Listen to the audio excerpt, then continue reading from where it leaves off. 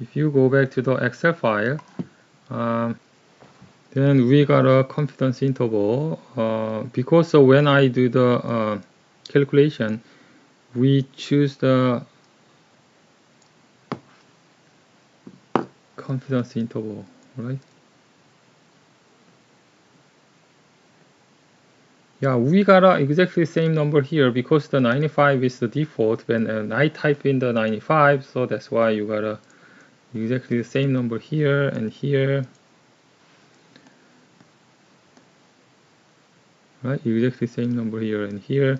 But this is a confidence interval. You can see that it will be, we got a 0.284, right? But that number will be in between 0.079 to 0.4890. So you can see the confidence interval here. So critical T is this one. So what you can tell is a 0.28436 minus 1.964493 times standard error here is a 0.10419 will be this number, right? So I can, let me try to calculate it. If this is the this minus this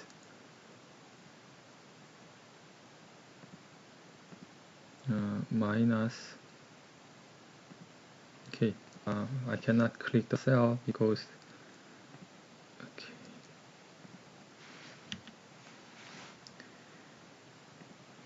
minus this times standard error, right? That's what you got, this number here. This is slightly different because this, yeah. And if you wanna, okay, I will move this one here.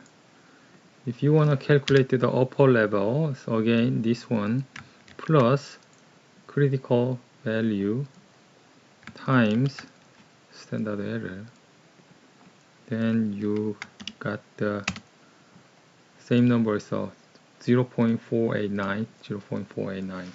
So you don't have to calculate it. Yeah, you should know how they calculate it, but actually in reality you don't have to calculate it by hand. You can get a confidence interval here. In R, it doesn't show the confidence interval here. However, R has some confidence. Yeah, this is the confidence interval, right? So, and then you have to see, this is our model, which one is RL, and you can see this is a default, it's a 95%, so that's why it's a 2.5 and 2.5.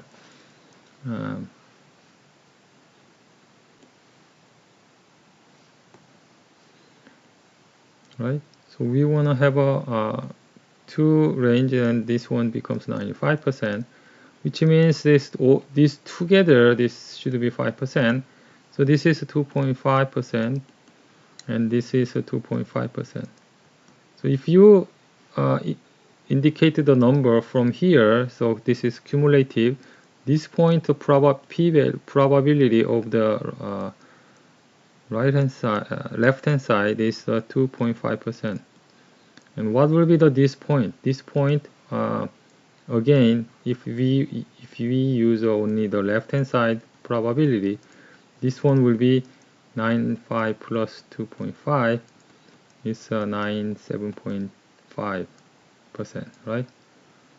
So this is tied to here, and this is tied to here. That's why it is 95%.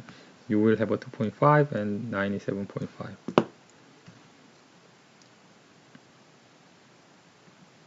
So that's why it's a 2.5 and 97.5, which means this is a 95% level confidence interval.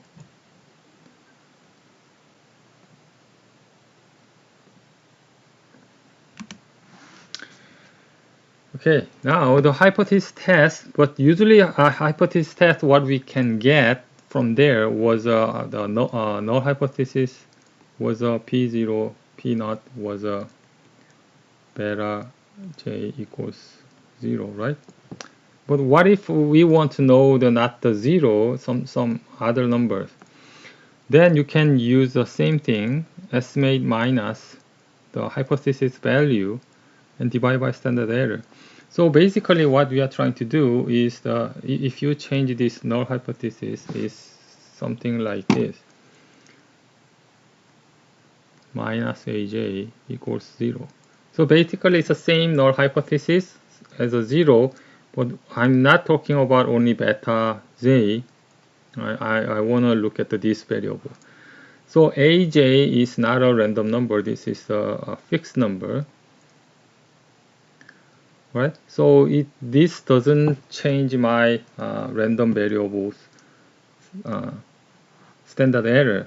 It will not change the standard deviation at all, because the fixed number will just move my distribution parallelly. So you can add a number, then it will move this way. But how is this spread over? It doesn't change by this minus AJ. That's why our standard error is still the same. So you just calculated the t instead of the beta over standard error over the beta hat, and you have to calculate, because I will consider this is kind of variable. So, and then minus AJ will not affect the standard error. So actually this is the same as a standard error of beta J minus AJ, because minus a fixed number will just move our distribution this way or this way. The shape itself will not change by affected by that. So this is the same as this one. That's why we can simply calculate it, and then we can do the same t-test, and we can conclude either we reject or cannot reject the hypothesis. This is the example. So we're gonna do this. So we're gonna look at this one, and then you can instead of the directly put it in the 1.27 null hypothesis, something like this. So you're gonna change, right? This is a log of in row minus 1 equals to 0. So I consider this is my variable. So t value is since this is my variable, right?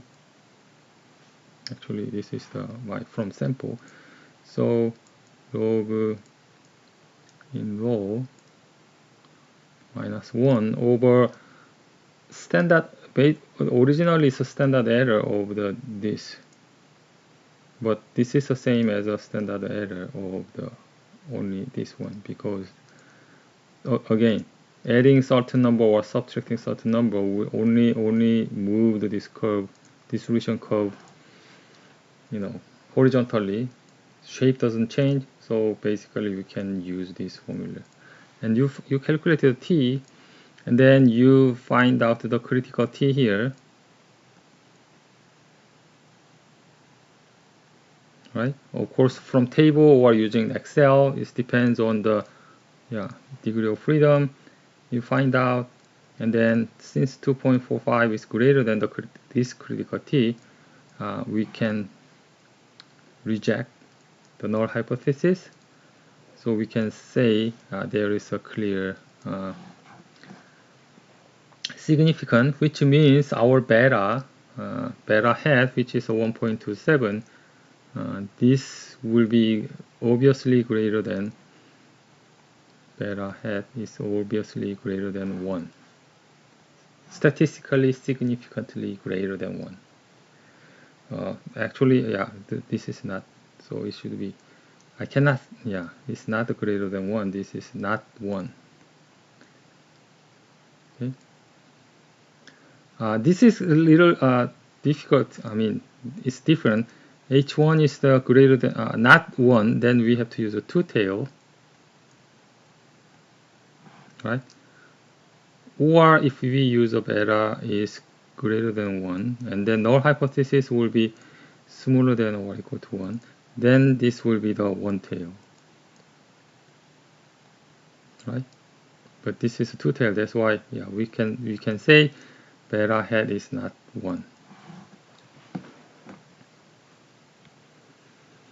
So p-value. So p-value is the directly calculating, not the critical t compared with the critical t. So this is my t statistics. Then what is the probability here? Basically, on the assumption is if null hypothesis is true,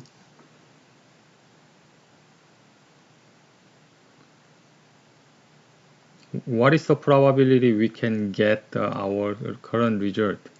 That's the probability, which is the p-value. Right? So p-value is small, which means this is almost impossible to happen if null hypothesis is true, so we can reject when p is pretty small. Right? So small p-value is evidence against the null hypothesis. Large p-value is the, but we don't accept, so we just say cannot reject, even though it's in favor of the one, it's a kind of direction in favor of the null hypothesis, but like a 20% chance, 10% chance, that does not mean my null hypothesis is true. That's a difference. We are not claiming our null hypothesis is true. We just cannot. This is two different things.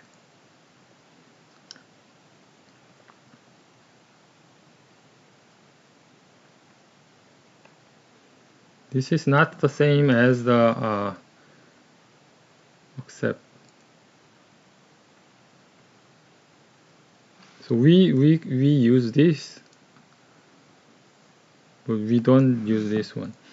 So this is similar to the the crime trial. When we are not sure some curve field is the really due to some criminal or not, when the evidence is not that strong, then we just release it, right? That does not mean he's innocent. We don't prove. You know, the police cannot collect enough evidence. That does not mean our suspect is the actual culprit or not.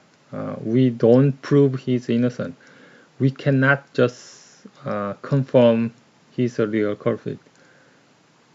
So same way, the higher than the 5% probability p-value does not mean our null hypothesis is true, but we don't have enough evidence to reject the null hypothesis.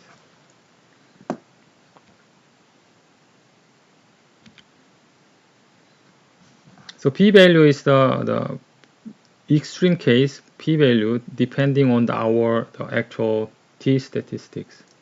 Okay, so p-value is a significant level of which one is the indifferent between rejecting and not rejecting the null hypothesis.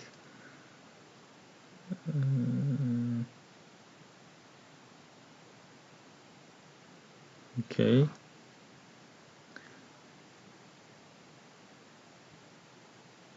Yeah, this is simple. Is it clear the null hypothesis is rejected if only if the corresponding p-value is smaller than the significance level? So you have to have a more rare case. Smaller p-value is the probability is small because we assume our null hypothesis is true. Then what is the probability we can that we got our current result? So when the p-value is small and small, which means it's a really rare case, then we can say, yeah, this is not happening by chance. Null hypothesis is wrong. So we can reject. So that's why in practice, we don't look for the what is the critical t. We just look at the p-value because p-value is automatically calculated in R and also in Excel.